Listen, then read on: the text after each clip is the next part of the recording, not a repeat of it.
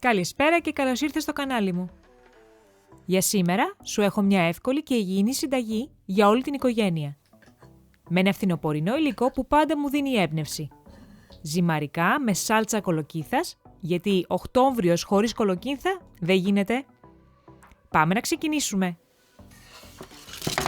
Όπου και να πας είμαι σίγουρη ότι θα βρεις κολοκύθα γλυκιά. Εγώ όπως βλέπεις χρησιμοποιώ τη μακρόστενη, αλλά και η μεγάλη στρογγυλή είναι εξίσου καλή. Και σε αυτή τη συνταγή δεν χρειάζεται ούτε να την καθαρίσεις. Κόβεις την κολοκύθα στη μέση και με ένα κουταλάκι αφαιρείς τα σπόρια. Μην τα πετάξεις γιατί τώρα πάνω στη γωνία θα δεις πώς μπορείς να τα χρησιμοποιήσεις.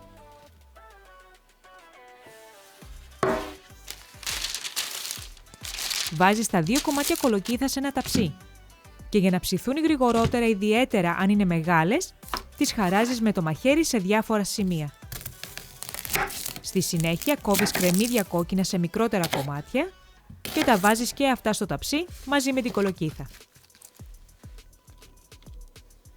Για έξτρα γεύση χρησιμοποιώ ένα ολόκληρο κεφάλι σκόρδου που κόβω περίπου μισό εκατοστό από την κεφαλή.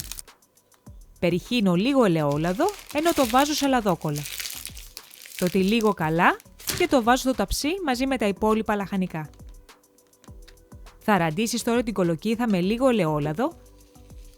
Θα ρίξεις φασκόμηλο αποξηραμένο, αλάτι και πιπέρι.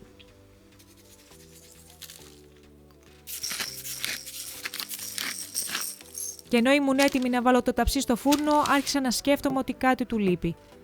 Το έφερα από εδώ, το έφερα από εκεί, αλλά τελικά το βρήκα. Έτσι είπα να δοκιμάσω να βάλω και μια κόκκινη πιπεριά, αν έχεις φλωρίνης ακόμα καλύτερα. Την έκοψα σε μικρότερα κομμάτια και την έβαλα και αυτή στο ταψί μαζί με λίγο λάδι. Ψήνεις όλα τα λαχανικά σε προθερμασμένο φούρνο στους 200 βαθμούς Κελσίου μέχρι να μαλακώσει η κολοκύθα. Παράλληλα φτιάχνεις και τα ζυμαρικά. Σε μια κατσαρόλα βράζεις άφθονο νερό, ρίχνεις αλάτι και μόλις φτάσεις σε βρασμό, ρίχνεις τα ζυμαρικά σου. Εγώ συνιστώ πένες ή ρικατόνι, αλλά φυσικά μπορείς να βάλεις ό,τι άλλο θες. Λίγο πριν τα στραγγίξεις, κρατάς την άκρη λίγο από το νερό γιατί θα το χρειαστείς αργότερα για τη σάλτσα.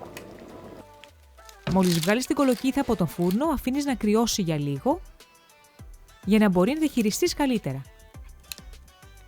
Με ένα κουτάλι αφαιρείς τη σάρκα που θα είναι μαλακή και καραμελωμένη, μαζί και τα κρεμμύδια και τα ρίχνεις σε ένα μπλέντερ. Και να σου θυμίσω εδώ πόσο χρειάζομαι την υποστήριξή σου, γι' αυτό και αν σου αρέσει η σημερινή μας συνταγή, δώσε στο βίντεο ένα like και γίνε μέλος της παρέας του Busy Cook. Αφού ρίξεις την πιπεριά, πιέζεις και το σκόρδο, που τώρα που είναι ψημένο έχει καραμελώσει και έχει αποκτήσει μια γλυκιά, σχεδόν καπνιστή γεύση. Στο μπλέντερ προσθέτεις καπνιστή πάπρικα, λίγο φυτικό γάλα για να χτυπηθούν τα υλικά και προαιρετικά διατροφική μαγιά για να δώσει τη ρένια γεύση. Εσύ φυσικά αν θες αντικαθιστάς με λίγο τριμμένο τυρί.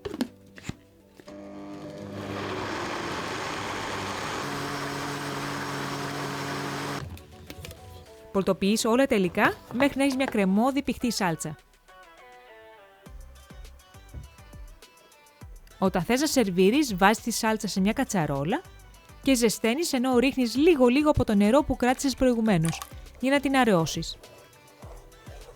Όταν αρχίσει να βράζει, ρίχνεις τα ζυμαρικά και ανακατεύεις μέχρι όλα να καλυφθούν από τη σάλτσα της κολοκύθας. Και για λίγη ακόμα πρωτεΐνη, ρίχνεις μια μικρή ποσότητα αρακά κατεψυγμένου και ανακατεύεις μέχρι να ζεσταθεί.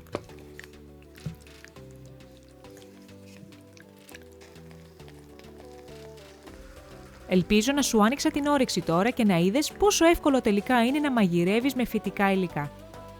Σε αφήνω εδώ και ανυπομονώ να τα πούμε στα σχόλια πιο κάτω.